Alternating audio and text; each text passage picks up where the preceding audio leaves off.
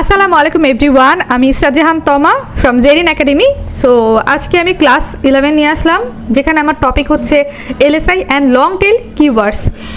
স্বভাবতই যারা বিগিনার্স লেভেলে আছেন তারা হয়তো বা এই এলএসআই অ্যান্ড লং টেইলের ব্যাপারটা দেখলে অনেকটা একটু কনফিউজড হয়ে যাবেন, যে অনেকে মনে করেন যে এটা খুবই কাছাকাছি বা একই রকমের হয়তো বা, কিন্তু না, এইগুলো নিয়েই বিস্তারিত আমি আজকে ক্লাসে বলবো।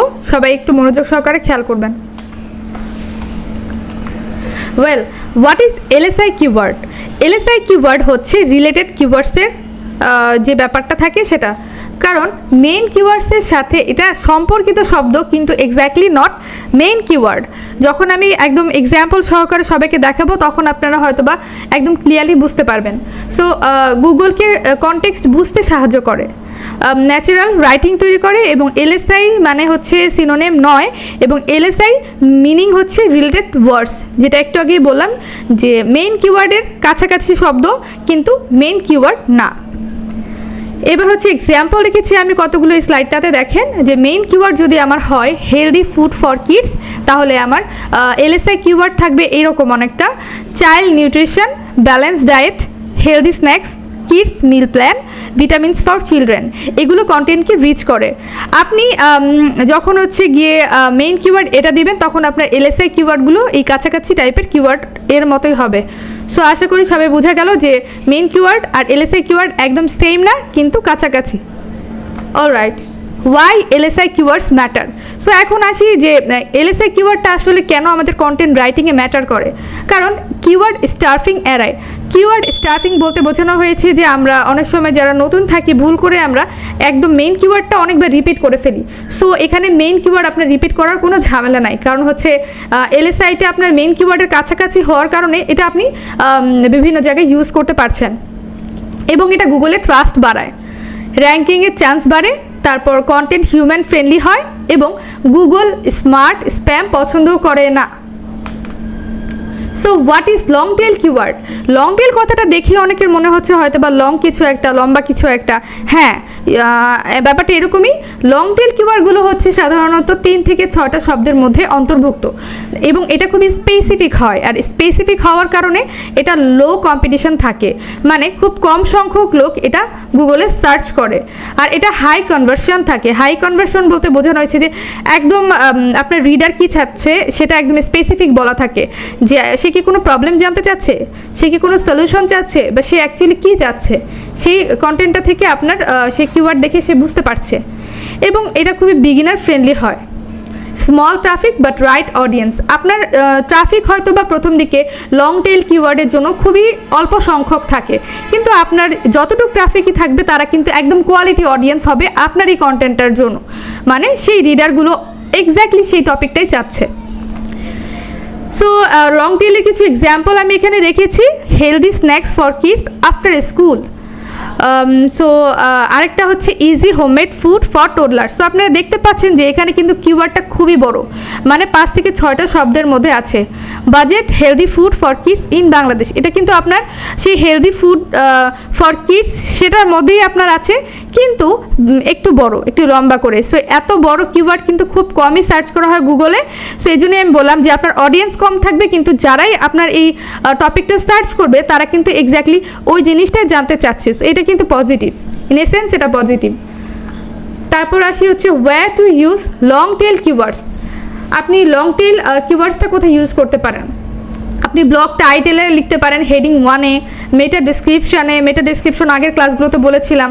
ইউআরএল মানে হচ্ছে যে লিঙ্কটা থাকবে সেখানে। আমি এক্সাম্পলটা একদম শেষে দেখিয়ে দিব, সো ডোন্ট ওয়ারি। ফার্স্ট 100 ওয়ার্ডস, মানে প্রথম 100টা শব্দের ভিতর আপনার থাকবে 1 or 2 সাবহেডিং। সাবহেডিংসও আপনি এটা ইউজ করতে পারবেন, কিন্তু ওভার ইউজ করবেন না, মানে অতিরিক্ত কোথাও ইউজ করার কোনো দরকার নেই। এবার where to use LSI keywords. LSI কোথায় আপনি ইউজ করতে পারবেন? Paragraph body, subheadings, image, alter text, মানে যেখানে আপনি ইমেজটা ইউজ করবেন সেখানে টেক্সটের অপশন থাকে, সেখানে আপনি দিতে পারবেন। তারপর ফ্যাক্ট কোয়েশ্চেন হচ্ছে আপনার কন্টেন্ট লেখার শেষে কিছু ফ্যাক্ট কোয়েশ্চেন থাকে যেগুলো সাধারণত রিডাররা জানতে চায়, তখন আপনি ইউজ করতে পারবেন। এবং ন্যাচারালি বসানোর চেষ্টা করতে হবে, মানে আপনি গল্পের ছলে হোক বা হচ্ছে আপনার লেখার মাঝখানে হোক, সেটা হচ্ছে এমনভাবে বসাবেন যেন অডিয়েন্স বুঝতে না পারে যে এটা হচ্ছে আপনি দেখানোর জন্য ইউজ করছেন বা কোনো কিছু, এটা যেন ন্যাচারালি বসে, সেটাও আমি দেখাচ্ছি।